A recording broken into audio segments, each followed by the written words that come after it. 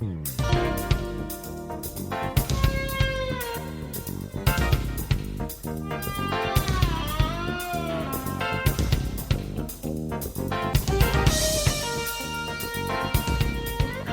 to The More Perfect Union, the podcast that offers real debate without the hate. I'm Kevin Kelton, a moderate Democrat from Austin, Texas, and as always, I'm joined by... I am Rebecca Kushmiter, a progressive feminist from Thailand. I'm DJ McGuire, a conservative feminist who was fully on board with Cardi B on Biden's VP shortlist from Hampton Roads, Virginia. Because she's a wet-ass partisan.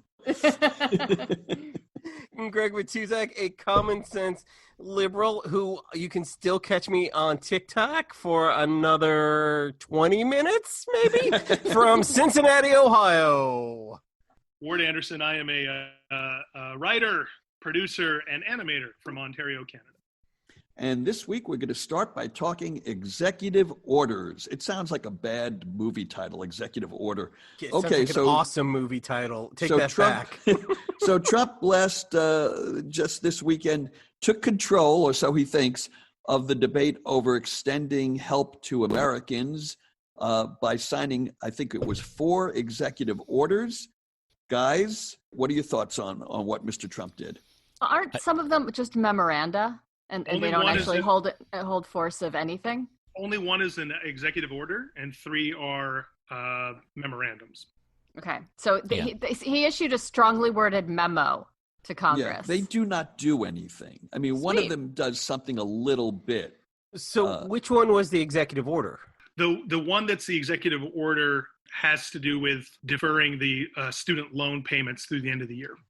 Right, because that's what he would have some actual executive authority over, because that's part of the executive branch.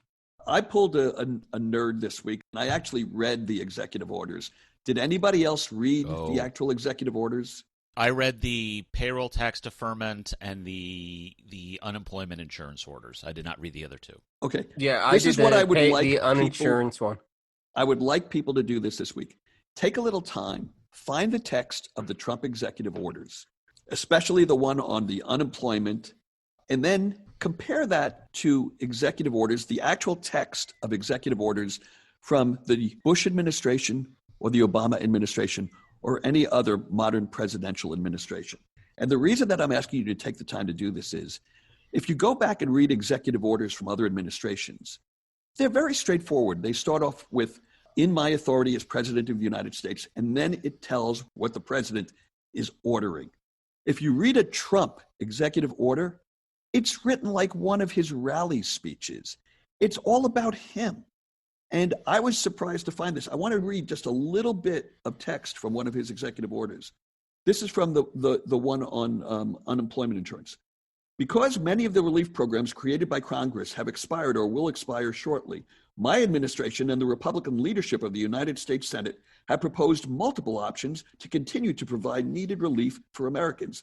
But Democratic members of Congress have twice blocked temporary extensions of supplemental employment benefits. Political games that harm American lives are unacceptable, especially during a global pandemic, blah, blah, blah, blah, blah. It has nothing to do with what he's ordering. He's making a speech in the executive order.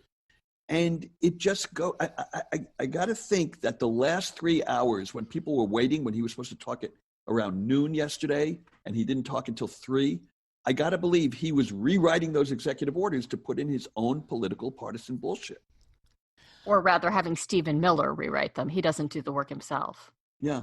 Let's take a moment to focus on what the orders actually do. I'll go with the payroll tax deferment one because this is the one that has me the most upset, and you can all each take a different one and beat the hell out of it as it deserves. But I'm picturing that scene in Office Space where they beat the shit out of a printer. Yeah. Right. So for this one, it takes the payroll tax, which we would all know as the FICA tax, because that's what it is on our various paychecks, and it suspends collection of it for 3 months from October to December. It doesn't say whether the tax has to be paid back or whether it's just a payroll tax holiday. In fact, the executive order says that we will try to make it permanent, but it doesn't actually make that suspension permanent.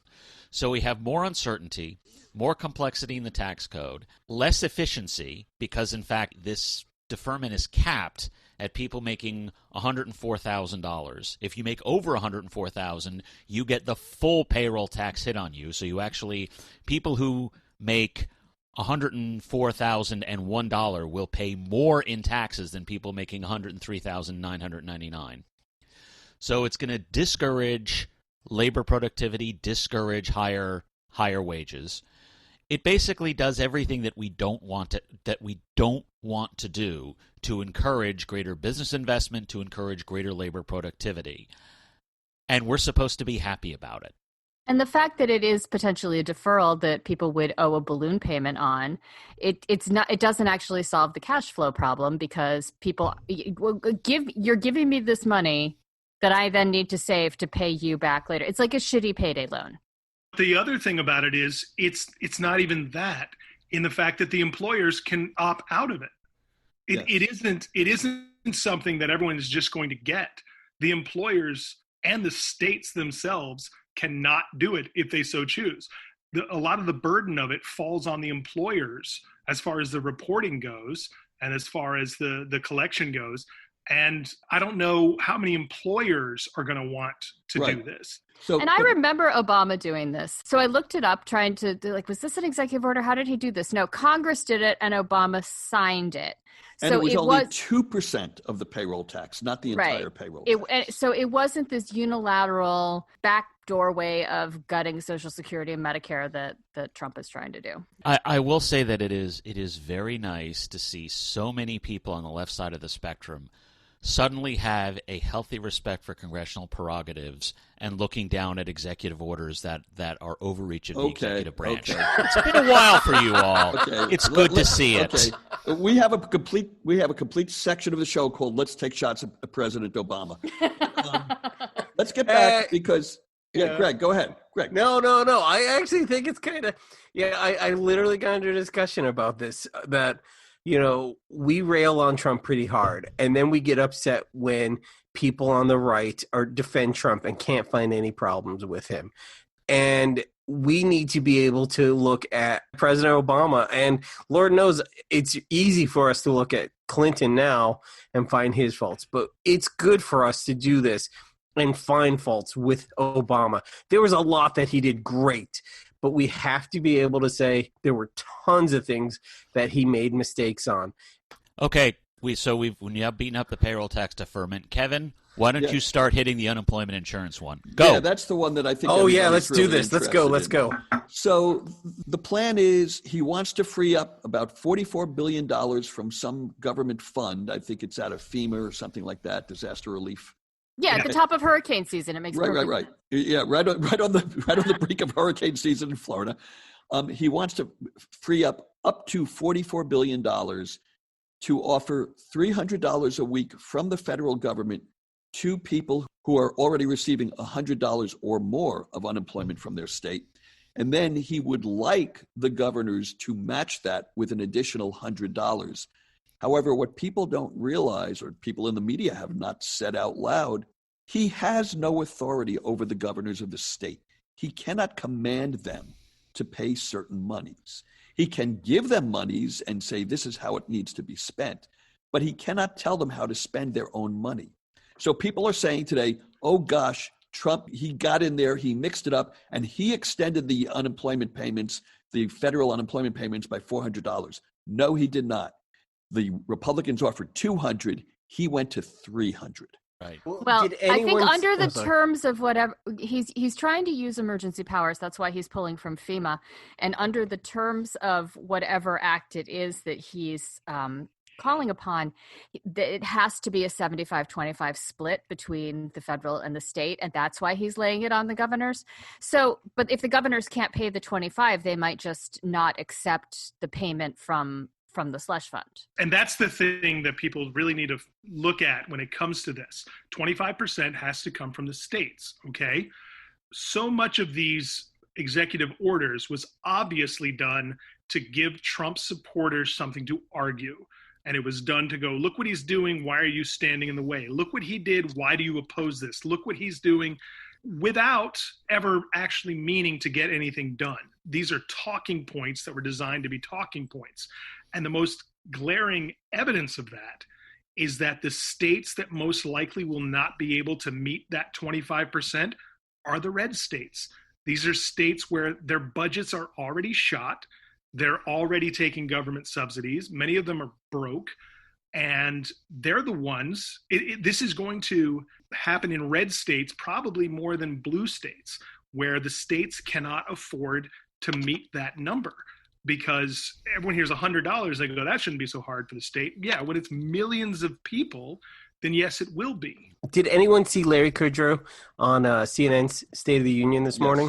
I try to avoid Larry Kudlow these days whenever I can. What was amazing is he said, all right, so they worked out exactly. It's 300 from the government, 100 from the state. And so they're like, so he said, see, like I said, $400. And then he said, and of course we match. And so about 30 seconds later, he said, so as you can see, $800. And she said, what? He goes, right, 400 from the state and 400 from the government. And she goes, you never said that. He goes, well, we're matching. So if you give 400, we'll give 400. She goes, really? He said that? Wait, and she goes, is that what you're saying? And he goes, we'll have to talk about that. And then at the very end, he goes, so as you see, 1,200 for everybody. And she goes, where are you getting this? But it was obvious he didn't understand anything. Watch the report again. Wow. His numbers kept shifting. And she said, can we go back to this? And he'd say, I think you understand. And she goes, no, I was taking notes. He's on TV saying, I'm going to give you $1,200. Donald Trump's going to give you $1,200. And that's right. The clip. Nobody bothers to verify if stuff like that is real. He was on TV and he said it. People are going to believe it. I miss Tim Russert. God bless his soul.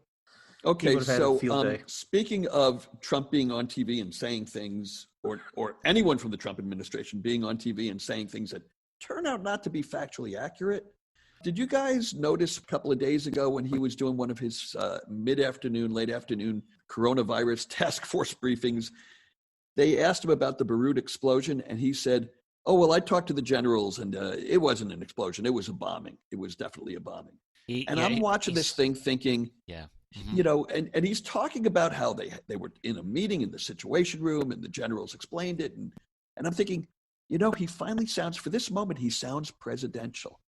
And then 3 hours later, I find out he doesn't know what he's talking about. It was factually exactly the opposite of what he said. The next day, when the backstory of that explosion came through, all of the conspiratorial neurons in my brain went off, because we have a situation where a large chunk of Beirut was blown to smithereens because of some financial chicanery by a Russian oligarch.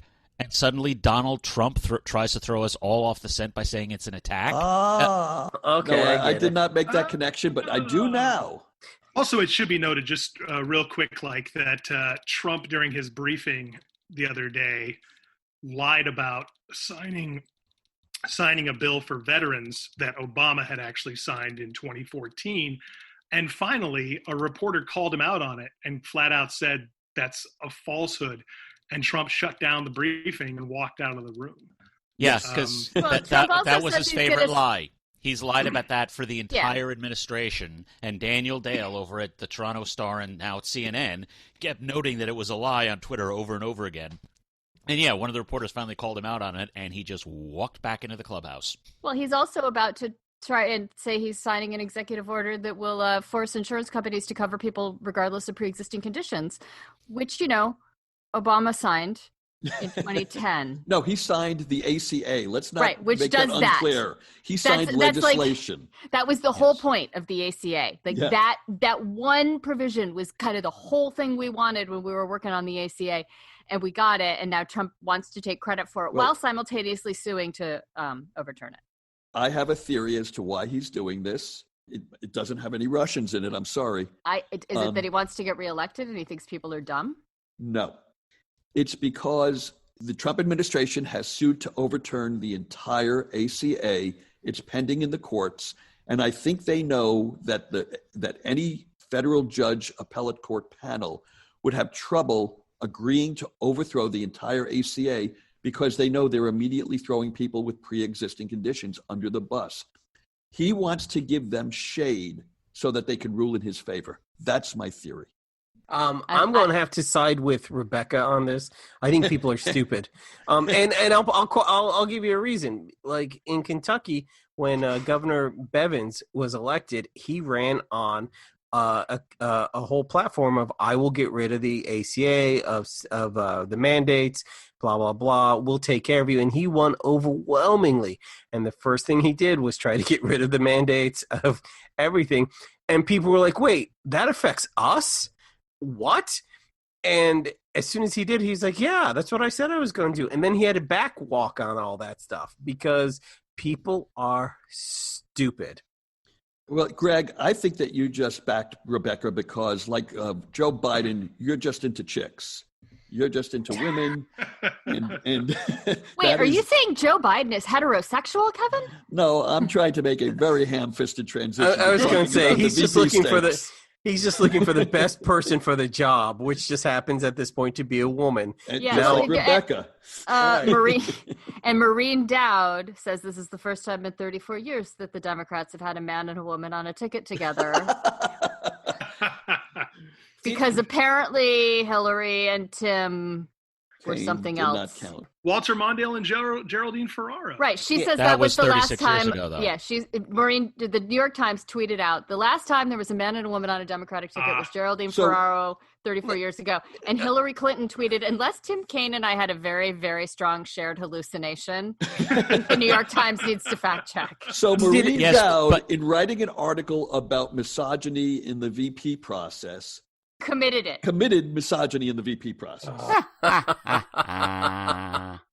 The other thing I wanted to talk about this week, and I added this topic to the rundown, is how the conservatives in media are now attacking Biden. And we heard it from Trump this week where he talked about he's against God, he hates the Bible, he hates religion, he's going to kill religion. He's going to hurt God. Joe Biden is going to hurt God. Yeah, right. He's very powerful. He could hurt God. And then all of the dementia stuff, the stuff about being controlled by socialists. And I just wanted to bring that up because I understand, look, Donald Trump is way behind and he's looking at potentially not only a painful defeat, but a humiliating defeat.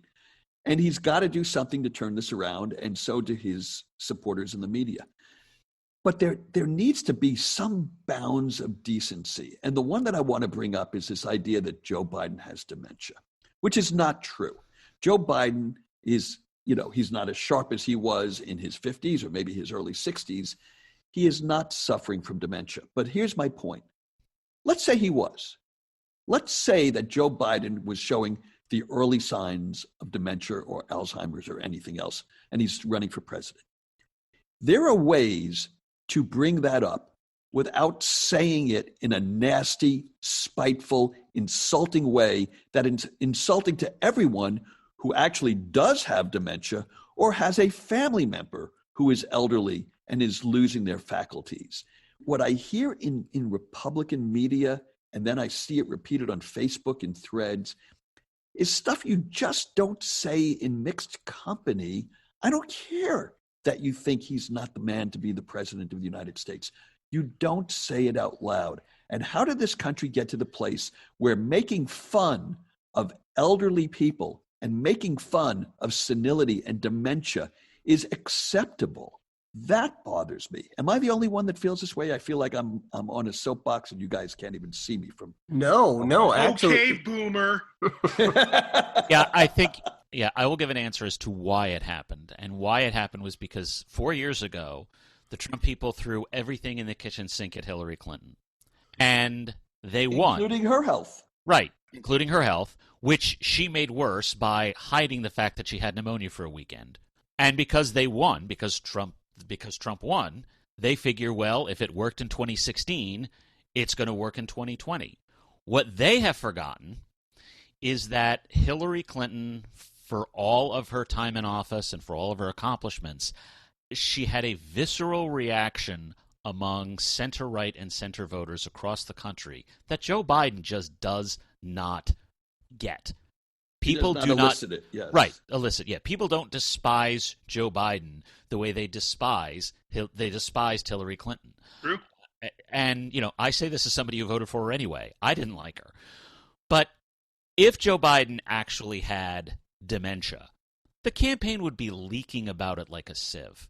Various factions in the party would be talking off the record and even on the record to every single newspaper they could find, because the fight would be on to replace him as the nominee, and the factions would be all over each other on it. You haven't seen anything like that, so it's not happening. My biggest problem with the whole Biden has dementia thing, every time I see someone post that on social media, I always go, what has he said that makes you think that? And no one can ever tell me. It's always something about, he barely knows what day it is, or he right, exactly. And I go, listen, if you've ever known anyone or had a family member with dementia, it's not difficult to say what they've done that points it out. You find the cat in the refrigerator. Yes. And I'm not trying to be cavalier about it. I'm being very serious that dementia isn't misspeaks. Yes, when you get older, you're going to probably misspeak more, but that's also what comes from as you age, your filter lowers, things change in you or whatever. That happens with all of us to some degree. But Joe Biden's flubs, and a lot of people talk about his stutter and things like that, but Joe Biden's flubs are very common for anybody, especially after the age of 70, who shoots from the hip. They just are. And we've seen it from Trump too. And this is just one of those things where I go, he flubs some lines. That's not a sign of dementia. Right. And every time someone Trump tries to talk about read it, the word Thailand as Thailand. Yeah. And Yosemite is Yosemite. Yosemite, Kevin! Thank God he didn't have to talk about Niger.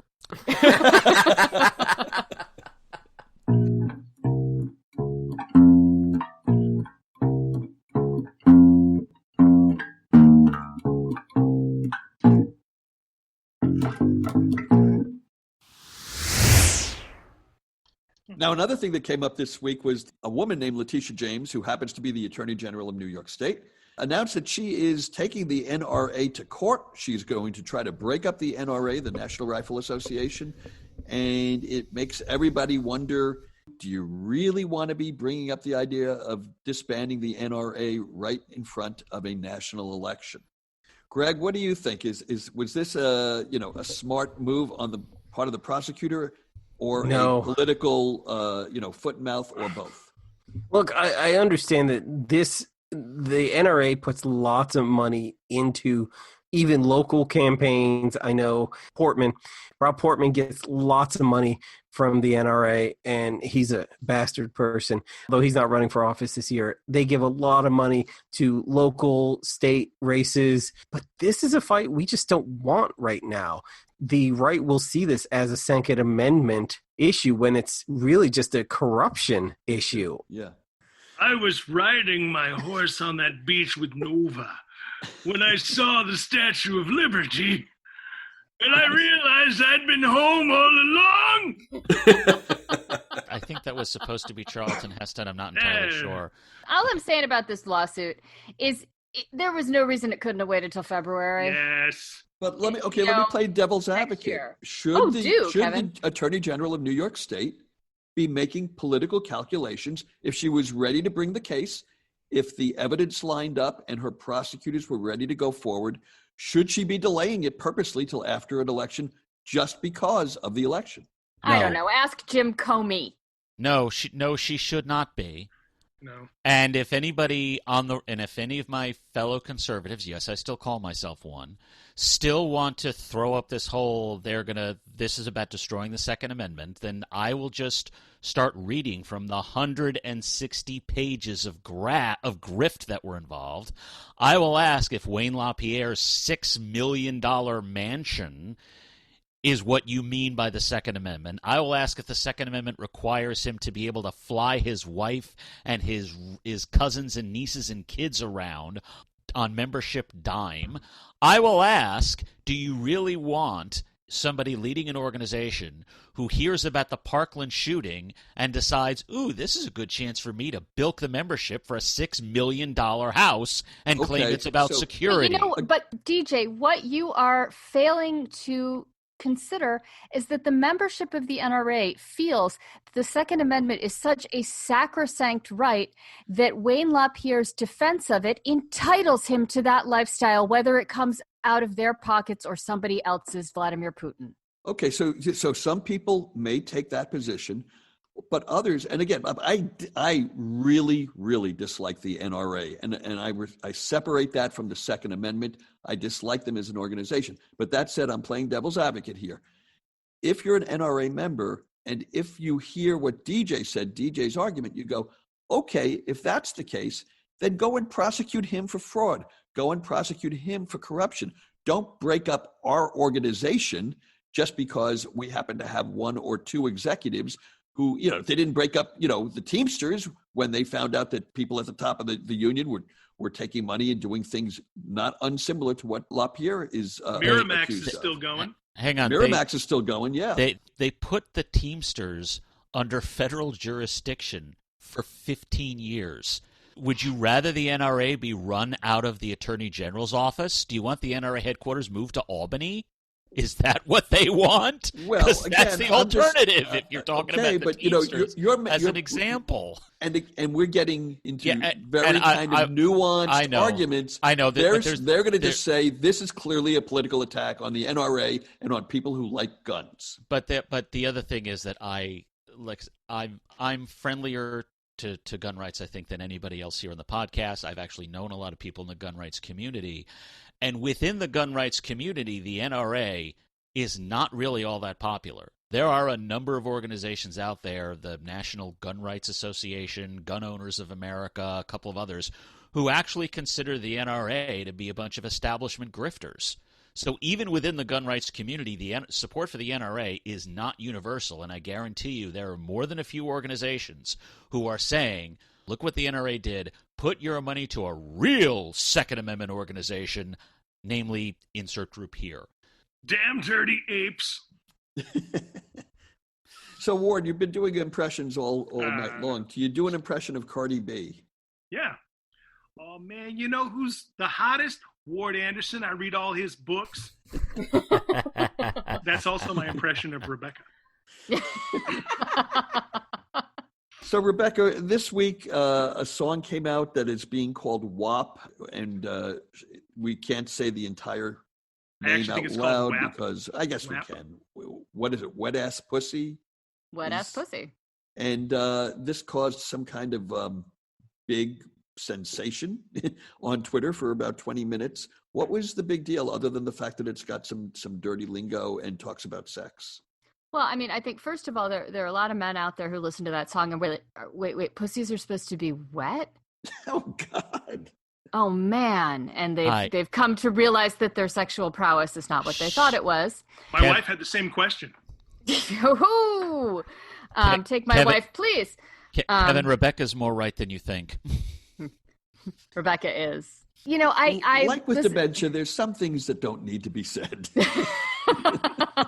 Except that they do. They do need to be said, and they need to be said by women, because this song is an ode to female pleasure. You're right. That, isn't covered in sex ed classes. It isn't discussed in popular culture. You, Kevin, you're squirming away from this conversation. And these are women who are talking about... Not because of the subject matter, because I have to make a decision as to whether this is appropriate to put on the air. I am going to make a prediction here. Yes. By the end of the month, by the end of August, Donald Trump will bash this song at a rally or a press conference or something. Someone will throw this up and say, hey, Mr. President, this is something that would be an awesome culture war thing. And he'll use it. I got to tell you, DJ, I think he's going to stay 10 miles away from anything with the word pussy in it. I will say this. I will say not at all. Two reasons. One, because the second reason I'll get to in a moment. Two, the second reason is Kim Kardashian's sister appears in the video. Kylie, thank you.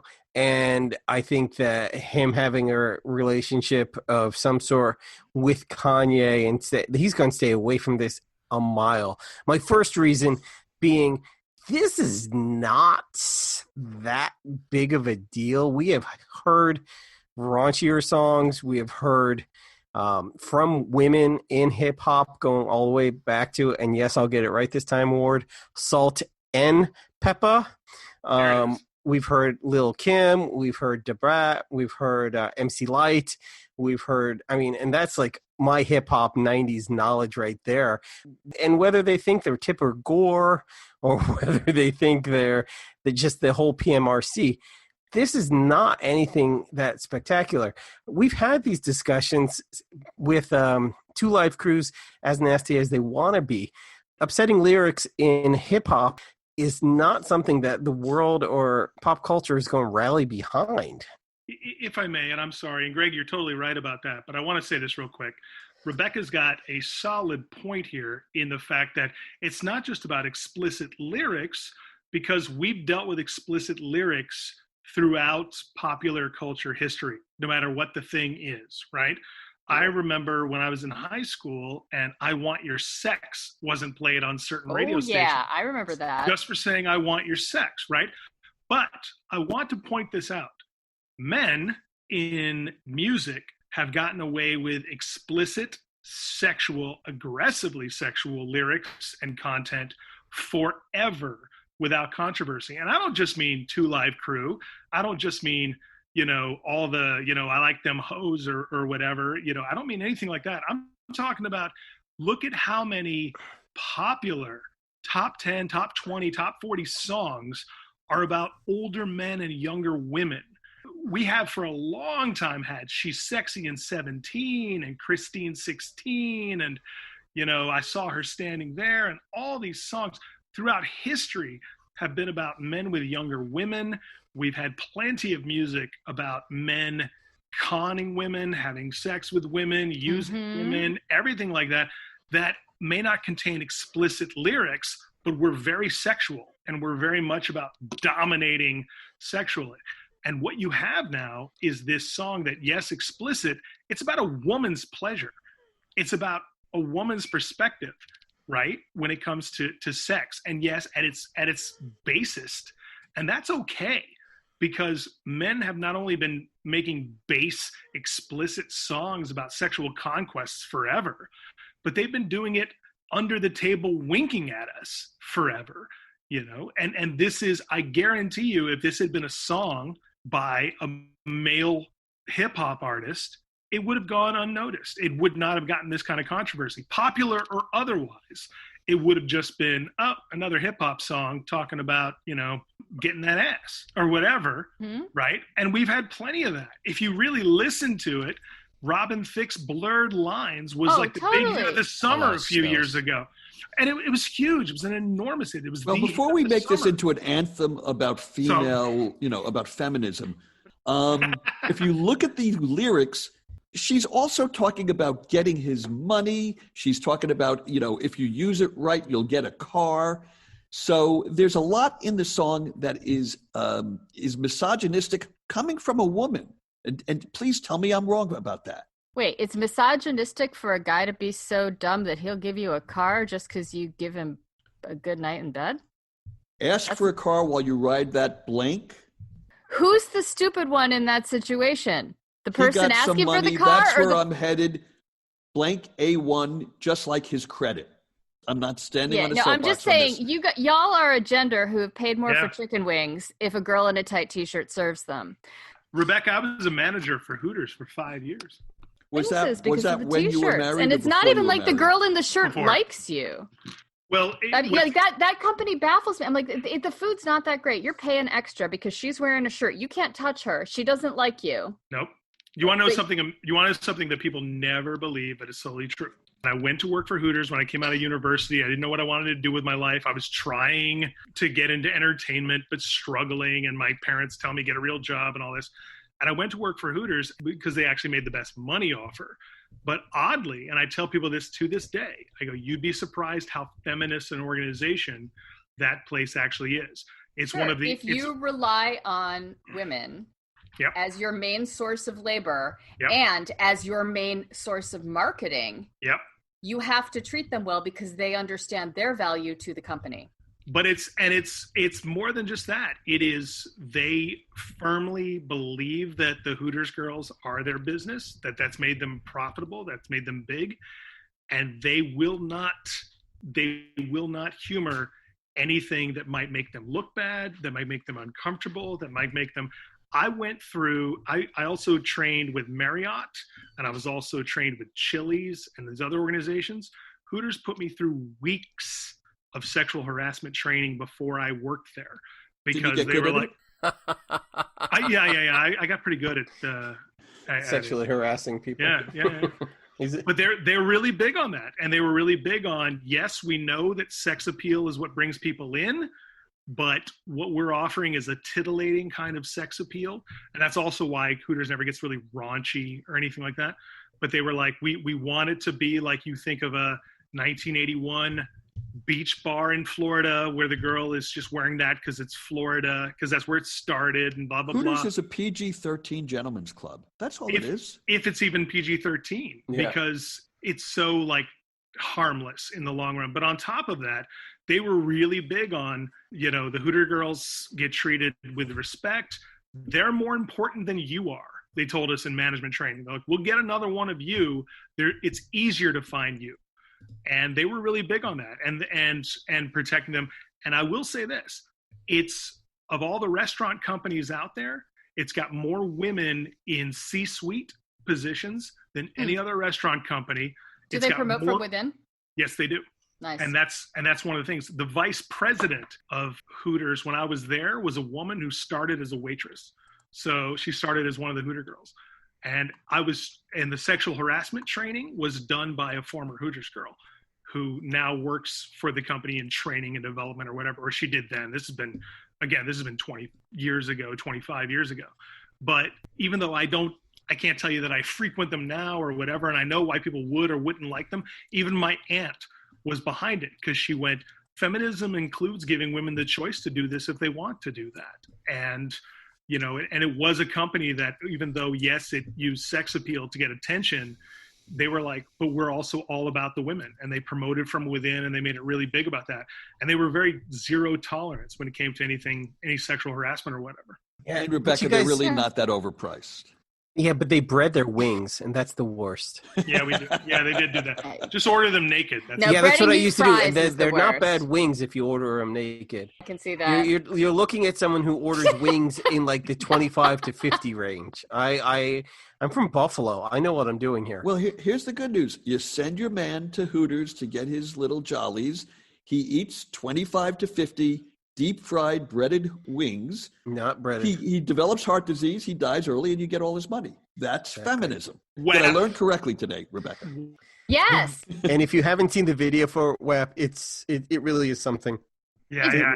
I haven't watched it all the way through yet, but it struck me as it was like a cross between Willy Wonka's Chocolate Factory, the Gene Wilder one, and that Tom Petty video with Alice in Wonderland, Don't Come Around Here No More.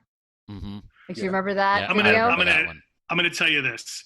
That song, that recording, that video, all of that is the product of a brilliant producer who knew exactly that we would be on a political podcast talking about it. Yeah, Cardi B is one of the greatest marketing minds in America. She has sold us a product we don't need. That song is brilliant because it was designed to do exactly what it's doing. But whether we like it or not, whether men want to admit it or not, using your sexuality to your advantage, that is feminism. That is taking back what has been used against you for so long. That's women using now. Women know that when they look like Cardi B, that men are very attracted to them and want to have them. And that that's taking that power back. That's, you want me for what I look like, for what I have, for this body, for all of this. I'm going to give that to you, but I'm going to take from you what I want, what I need. And we can call that whatever we want, but it's no different than how men have been towards women when it comes to physical appearances and other things. Historically, the gifts that men bestowed on women in exchange for sexual favors were women's security, jewelry in many societies, land in other societies, the dowry payments that go back and forth. Women have traded sex for security or goods for millennia, and we just need to be honest that that's actually part of how humans transact. Well, last I checked, you give me what I want and I give you what you want is part of a healthy and successful relationship, isn't it? I mean, it says so on my marriage certificate. That's on your marriage certificate? What kind of marriage certificates do you have in Canada? Mine has like Latin and shit on it. Okay, I will stand apart on this one, but I am listening to you and I am open-minded to your point of view on it. Let me just say one thing. There have been artists in the past 10 years that have the same things. Trina with Killer Mike, Look at Me, by far is a lot more explicit. And Material Girl! No, I'm not even talking. In the hip-hop community, this is not new, and this is nothing, and maybe because Cardi B's a much more commercial name, and maybe because Kylie Jenner was in the video, this has been a staple. In Eddie Murphy Raw, he jokes about a song called "If you want to be with me, you gotta have a J-O-B if you want to be with me." Right. I mean, we're like I said, it's not new. It may be very explicit. Ward, I think as a society we've gotten to a point where we said just because we thought that way in the 1980s or the 1990s doesn't make it right today. So I'm not sure that rationalization holds. I'm just saying that in the world that we live in today, the Me Too movement, are lyrics that talk about a woman using her thing to get monetary compensation or other things from men. Is that in keeping with the modern women's movement? Maybe it is. I'm not going to tell Rebecca she's wrong. That's what I mean. The fact that there's a huge faction of the modern women's movement that wants to decriminalize sex work. Yeah. And I agree with that. And I stand by my assertion that Donald Trump will mention this and throw it out there as a cultural issue to distract from the fact that Russia is still interfering in this election on his behalf. So, DJ, you're saying Cardi B is going to be his sister soldier? Is that it? Awesome reference. No, because what Clinton said regarding Sister Soldier actually worked for his campaign. This is not going to work for Donald Trump, but he's going to try. Nothing's going to work for Donald Trump's campaign, except for breaking up the Postal Service. Well, we want to thank you for listening. If you enjoy what we do here and you've liked any of these little debates that we've had along the way, please follow us on Twitter at MPU Podcast and on Instagram at MPU Fan Club. And don't forget to share our link on your Facebook timeline so your friends can discover us as well. And if you would like to debate with us or people like us or who think like us or who don't think like us, I'm rambling now. If you'd like to debate between shows, please find our Facebook group, Open Fire Politics. We all hang out there at times during the weekend. We'd love to see you there too. And with that in mind, any predictions on not who, but what day and how Joe Biden will announce his VP nominee? He is going to dress up in a baby New Year outfit, and he's going to get into an egg, and he's going to come out and he's going to say hello, or maybe a Father Time. I always get those two confused.